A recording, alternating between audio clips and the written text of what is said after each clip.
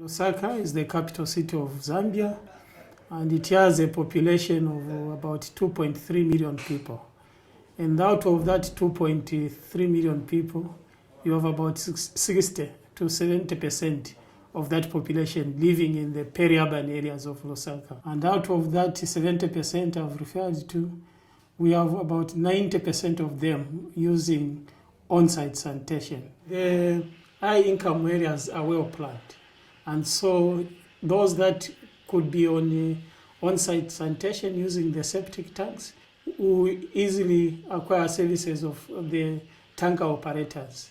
And the cost, of course, they can be able to afford the cost of having such a level of service. But if you go to a low-income area where there is no planning, the access to the property is quite a challenge, it becomes difficult for the tanker service operators to provide this level of service. But also the fact that you are talking about the high cost of these services, the affordability capacity on the part of people in the low-income areas, it can't allow them to be able to pay for such a high level of service. Kanama settlement or peri-urban is one of the most populated, in fact it's the most populated settlement in Lusaka. You are talking of a population of not less than 250,000 people. And if you look at the challenges of sanitation in Kanama itself, it's huge. So what happens is we dig a shallow pit and it gets full quickly, and in the past we would cover it up and dig another one, it would get full quickly, and that would be the trend. Another problem that we face is that when the rainy season comes, the pits easily fill up and that affluent flows to the street, and that increases the chances of diseases such as cholera.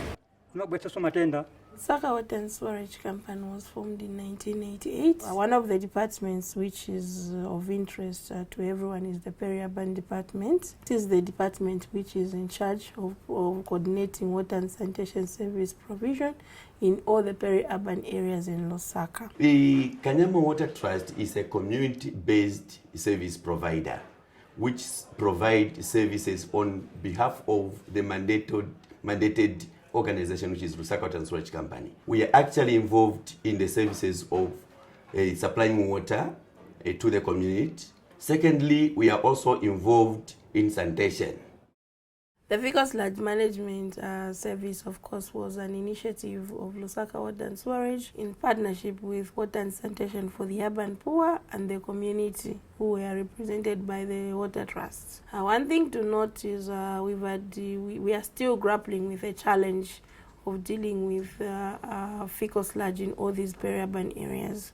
To design the business model of the sludge management service, we looked at the number of factors. In as much as this was a service we would provide, we also wanted to look at it from the business side. So we looked at how much revenue we would generate from the provision of this service. And also we looked at the operations costs to be made, because we wanted this to be sustainable, for it to generate its own funds and also be able to continue.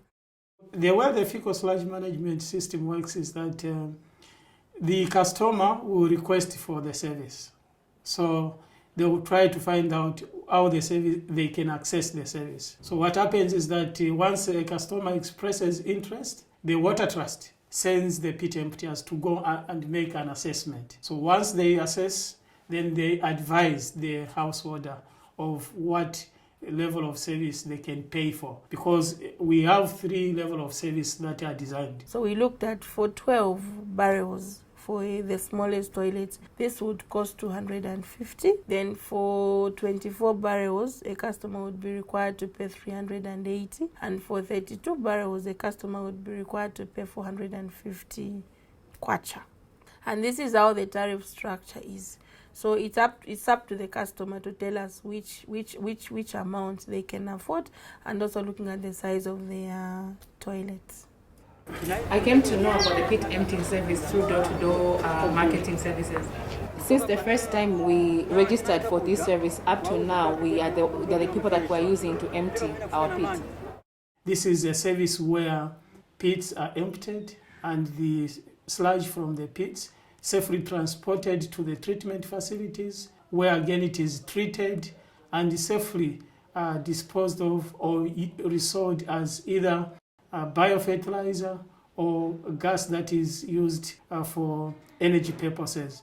We started the first of its kind in terms of service provision as fecal sludge management. We started the service in February of 2013, and from February 2013, for the 2 years of operation, 900 pits were emptied, benefiting close to 25,000 people in the low-income area of Kanama. So you can see how this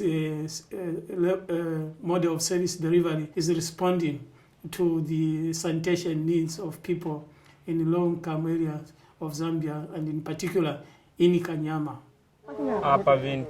There's a big difference between when I was emptying illegally and now that I'm with the company. Because when I was emptying illegally, I never had tools to use, and now with the company, I'm able to empty using the right tools.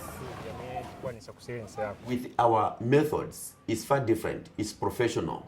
There is care, because when we go there to empty a toilet, we open up, we service it off, and we are able to empty it up to the bottom. Thereafter, we make sure that actually the site is disinfected as we leave the site. So it's more professional. It's really covering a good hygiene in our communities. I was very happy with the service because my pit was emptied to a considerable amount, and the service is worth the money that we pay for it. If I want a lot of sludge to be removed from my latrine, I will pay more. And if I want less, I will pay less. We know the things, for instance, that are making that the model to be not fully financially viable. So our priorities as at now, as WhatsApp, is to see how this current model can be improved so that it can become more financially viable.